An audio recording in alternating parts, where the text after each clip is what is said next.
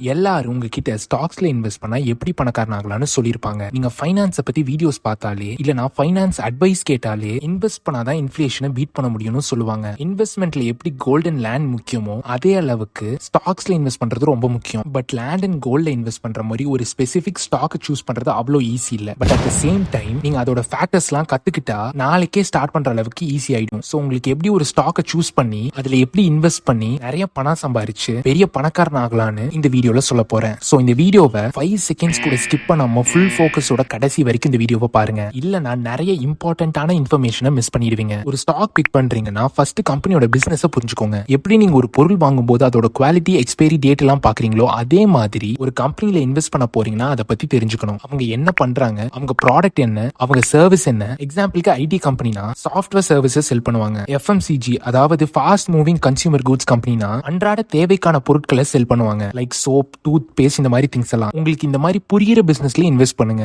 எனக்கு ஒன்னும் புரியலன்னு சொன்னா அதை பத்தி கத்துக்கோங்க. கத்துக்கவும் முடியலன்னா அவாய்ட் பண்ணிருங்க. அவ்வளவுதான் சிம்பிள். நெக்ஸ்ட் கம்பெனியோட ஃபினான்ஷியல் ஸ்டேட்மெண்ட்ஸ் செக் பண்ணுங்க. ஃபினான்ஷியல் ஸ்டேட்மெண்ட்ஸ் ஆஃப் கம்பெனினா balance sheet, profit and loss statement தான். இதெல்லாம் ஆன்லைன்ல இல்லனா ட்ரேடிங், இன்வெஸ்டிங் ஆப்ஸ்ல ஈஸியா கிடைக்கும். கம்பெனியோட ரெவென்யூ அதாவது வருமானம் எப்படி இருக்குன்னு பாருங்க. அடுத்து ப்ராஃபிட் அதாவது லாபம் எப்படி இருக்குன்னு பாருங்க. அடுத்து டெப்ட் அதாவது கடன் எவ்வளவு இருக்குன்னு பாருங்க. இதெல்லாம் பார்த்தாலே கம்பெனியோட ஃபினான்ஷியல் ஸ்ட்ராங்கா இருக்கா இல்ல வீக்கா இருக்கான்னு தெரிஞ்சுக்கலாம். அடுத்து பண்ண வேண்டியது கம்பெனியோட காம்படிட்டர்ஸ் யார் யாருன்னு செக் பண்ணணும். அவங்க எப்படி பெர்ஃபார்ம் பண்றாங்கன்னு பார்க்கணும். மார்க்கெட் ஷேர் எவ்வளவு இருக்கு, நீங்க இன்வெஸ்ட் பண்ண போற கம்பெனி அவங்களோட காம்படிட்டர்ஸை விட பெட்டரா இருக்காங்களான்னு செக் பண்ணுங்க. கம்பேரிட்டிவ் அனாலிசிஸ் பண்ணா கம்பெனியோட ஸ்ட்ரென்த் டீடைலா தெரியும். கம்பேரிட்டிவ் அனாலிசிஸ் பண்ண equitymaster.com, comparables.ai மாதிரி வெப்சைட்ஸ்ல பண்ணுங்க. கம்பெனியோட மேனேஜ்மெண்ட் டீம் எப்படி இருக்குன்னு பாருங்க. மேனேஜ்மெண்ட் டீம்னா board of directors like CEO, CTO, CFO and top managers இந்த கம்பெனி. அவங்க எக்ஸ்பீரியன்ஸ்டா இருக்காங்களா, அவங்க ட்ராக் ரெக்கார்ட் எப்படி இருக்கு, இந்த மாதிரி இன்ஃபர்மேஷன்ஸ்லாம் தெரிஞ்சுக்கணும். இந்த மாதிரி இன்ஃபர்மேஷன்லாம் நெட்லயே இருக்கும். அதுல நீங்க செக் பண்ணிக்கலாம் along with other people's review. Strong management team இருந்தா கம்பெனியோட ஸ்டெபிலிட்டியை என்ஷூர் பண்ணலாம். சோ ஸ்டெபிலிட்டி இருந்தா லாங் டர்ம்ல கம்பெனி நல்லா க்ரோ ஆகும். அடுத்து நீங்க பார்க்க வேண்டியது இண்டஸ்ட்ரியோட ட்ரெண்டை பாருங்க. நீங்க இன்வெஸ்ட் பண்ண போற கம்பெனி எந்த இண்டஸ்ட்ரியில இருக்கோ அந்த இண்டஸ்ட்ரி க்ரோ ஆகுமான்னு பாருங்க. அண்ட் ஃபியூச்சர்ல டிமாண்ட் இருக்கான்னு ரீசர்ச் பண்ணி பார்க்கணும். எக்ஸாம்பிளுக்கு 20 வருஷத்துக்கு முன்னாடி இந்தியால இண்டஸ்ட்ரீஸ் அண்ட் ஐடி பூம் வந்துச்சு. அதே மாதிரி இப்ப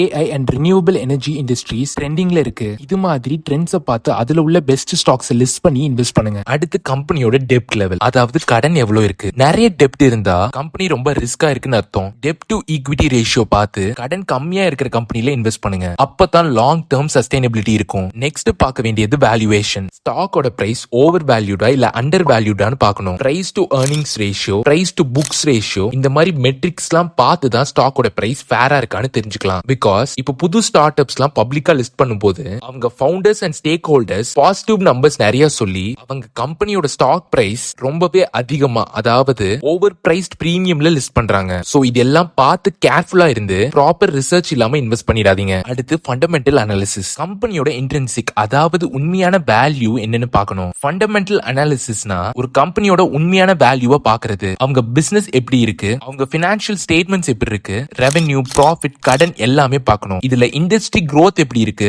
மேனேஜ்மெண்ட் டீம் எப்படி இருக்கு, இதெல்லாம் பார்த்து தான் கம்பெனி ஸ்ட்ராங்கா இருக்கான்னு தெரிஞ்சுக்கலாம். கம்பெனியோட ஃபியூச்சர் growth பொட்டன்ஷியல் பார்க்கணும். குட்டியா சொல்லணும்னா நான் இதுக்கு முன்னாடி சொன்ன ஃபேக்டர்ஸோட காம்பினேஷன் தான் ஃபண்டமெண்டல் அனாலிசிஸ். அடுத்து டெக்னிக்கல் அனாலிசிஸ். டெக்னிக்கல் அனாலிசிஸ்னா ஸ்டாக்கோட பிரைஸ் பேட்டர்ன்ஸ் பார்க்கிறது. Previous price data, volume data எல்லாம் பார்த்து ஃபியூச்சர்ல பிரைஸ் எப்படி போகும்னு predict பண்ண ட்ரை பண்றது. சார்ட்ஸ், இண்டிகேட்டர்ஸ் எல்லாம் யூஸ் பண்ணி பை ஆர் செல் சிக்னல்ஸ் கண்டுபிடிக்கலாம். பட் இது கேரண்டீட் இல்ல because the market is always unpredictable. But இந்த மாதிரி எக்ஸ்டென்சிவ் ரிசர்ச் பண்ணா உங்க odds of success or chances of making profits increase ஆகலாம். டெக்னிக்கல் அனாலிசிஸ் யூஸ் பண்ணி என்ட்ரி அண்ட் எக்ஸிட் பாயிண்ட்ஸ் கரெக்டா கண்டுபிடிக்கலாம். ஷார்ட் டேர்ம் ட்ரேடர்ஸ்க்கு இது ரொம்பவே யூஸ்ஃபுல்லா இருக்கும். அதே மாதிரி லாங் டேர்ம் இன்வெஸ்டர்ஸ்க்கும் எப்போ ரைட் டைம்ல பல்க் பை பண்றது, ஆவரேஜ் பண்றது, செல் பண்றதுன்றத ஈஸியா கண்டுபிடிக்க முடியும். ரெண்டு அனாலிசிஸுமே ரொம்ப முக்கியம். பிகாஸ் ஃபண்டமெண்டல் அனாலிசிஸ் கம்பெனியோட வேல்யூவை சொல்லும், டெக்னிக்கல் அனாலிசிஸ் மார்க்கெட் டைமிங்க சொல்லும். ரெண்டு அனாலிசிஸும் யூஸ் பண்ணா ரிஸ்க் கம்மியாகும், ப்ராஃபிட்டோட சான்ஸ் அதிகமாகும். ஃபண்டமெண்டல் அனாலிசிஸ் ஸ்ட்ராங்கா இருக்கிற கம்பெனில டெக்னிக்கல் அனாலிசிஸ் யூஸ் பண்ணி கரெக்டா என்ட்ரி பாயிண்ட் கண்டுபிடிச்சு இன்வெஸ்ட் பண்ணா ப்ராஃபிட் பண்ண முடியும். But it's not guaranteed because as I set earlier the market is always unpredictable. So எல்லாமே சரியா பண்ணாலும் உங்க லக்கும் ஒரு பெரிய ஃபேக்டர் தான் ஸ்டாக் மார்க்கெட்ல ப்ராஃபிட்ஸ் பண்ண. அடுத்து லாங் டேர்மா இன்வெஸ்ட் பண்ணுங்க. ஸ்டாக் மார்க்கெட்ல ஷார்ட் டேர்ம்ல ப்ராஃபிட் பண்ணணும்னு நினைக்காதீங்க. அதுக்கு ட்ரேடிங், இன்ட்ராடே, ஸ்விங் ட்ரேடிங்னு நிறையவே இருக்கு. அதுக்கு தனியா ரூல்ஸ் இருக்கு.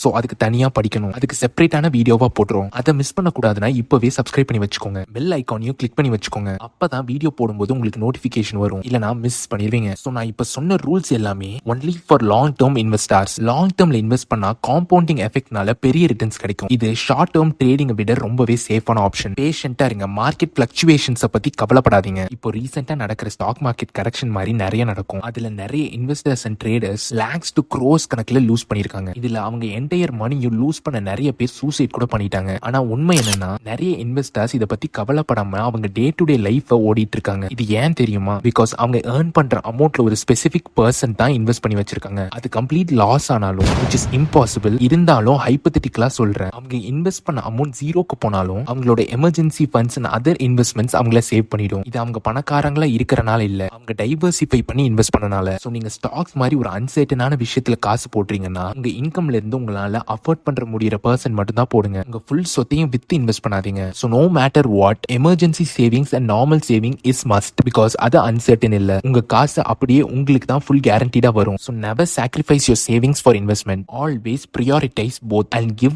equal weightage for achieving the best financial results for your future. நான் இப்ப சொன்ன 10 ரூல்ஸையும் நீங்க ஃபாலோ பண்ணீங்கன்னா உங்களால ஒரு ஸ்டாக்கை பிக் பண்ணி அதுல இன்வெஸ்ட் பண்ண முடியும். உங்க சக்சஸ் கேரண்டீடு இல்லனாலும் ப்ராஃபிட்ஸ் பண்றதுக்கு நிறையவே சான்சஸ் இருக்கு. But always remember, investing in stocks is to make more money with your money. Its main reason is to beat inflation, but it's an uncertain tool. So risk எல்லாம் பார்த்து மத்தவங்கள follow பண்ணாம உங்களுக்கு financially எது set ஆகுமோ அதை மட்டும் choose பண்ணி இன்வெஸ்ட் பண்ணுங்க. இந்த வீடியோவை லைக் பண்ணுங்க. உங்களுக்கு ஏதாவது டவுட்ஸ் இருந்தா கமெண்ட் செக்ஷன்ல கேளுங்க. உங்க ஃப்ரெண்ட்ஸ் அண்ட் ஃபேமிலிக்கும் இந்த வீடியோவை ஷேர் பண்ணுங்க. அப்புறம் இந்த மாதிரி detailed and important financial tips தெரியணும்னா மறக்காம ஃபின்னெட்டுக்கு சப்ஸ்கிரைப் பண்ணிக்கோங்க. இன்னொரு வீடியோல பார்க்கலாம். Thank you and wish you all the best.